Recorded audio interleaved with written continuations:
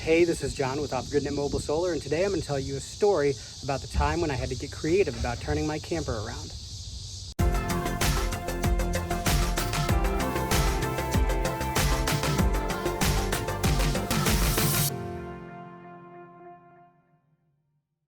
Today's video is going to be a little different. It's sort of a flashback video from my trip around the country. I went 9,000 miles all around the country and just saw some amazing, beautiful things. This story is about a time when I was pulling my trailer and I was given a location to go boondocking over by the Grand Canyon. Unfortunately, it turned out to be a bad lead, which that can happen sometimes. You do your best to kind of check out these locations, but sometimes you just don't know.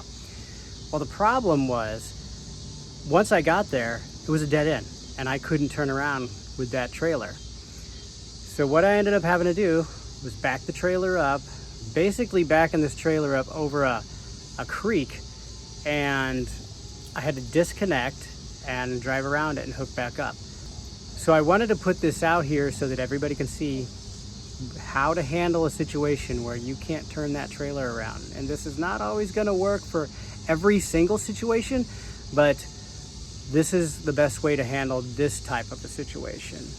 And in many cases, this is going to work. So check this video out and hopefully it'll be helpful for you. Finally made it to somewhere. Now hopefully we'll be able to find a place to park. Okay, so I got myself into a tight pickle based on some GPS coordinates from a Facebook reference that said I could park my camper here. Technically that's true, but can't turn it around. So as you can see, the road just comes to an end and there's no place for me to turn around. So what I'm gonna do, I'm gonna use this as a teaching moment.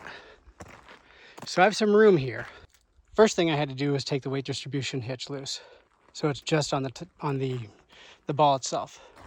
After that, I'm gonna back it up into this spot over here and get the camper as straight as I can.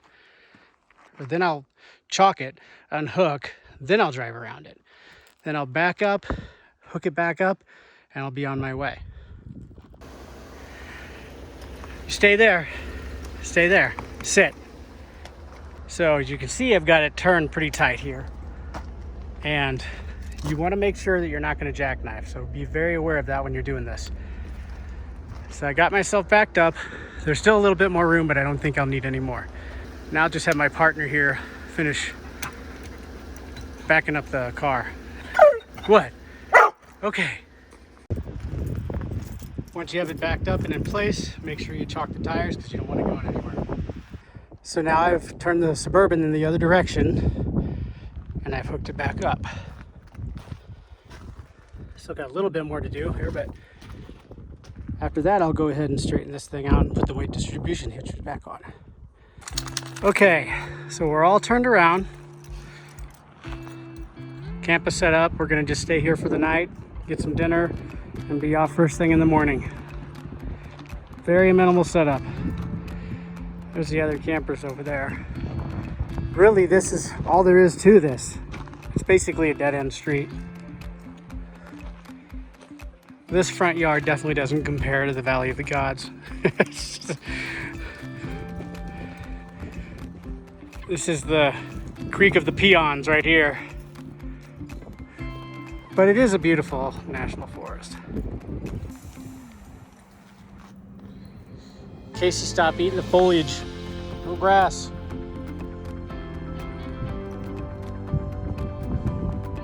So this is our spot for the night.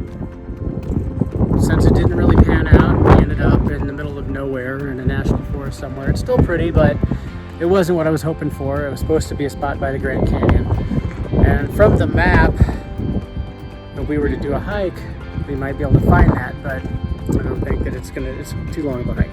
So next thing we're gonna do is just kind of kick back. I just had some dinner and we're gonna relax, and tomorrow morning we'll go ahead and head out. I don't have any internet, so I'm just gonna have to start driving until I get a signal. I'm just gonna come back in the way I came, and it's gonna be a long, slow drive. I hope you enjoyed the video, and I'll see you out there off gridding it.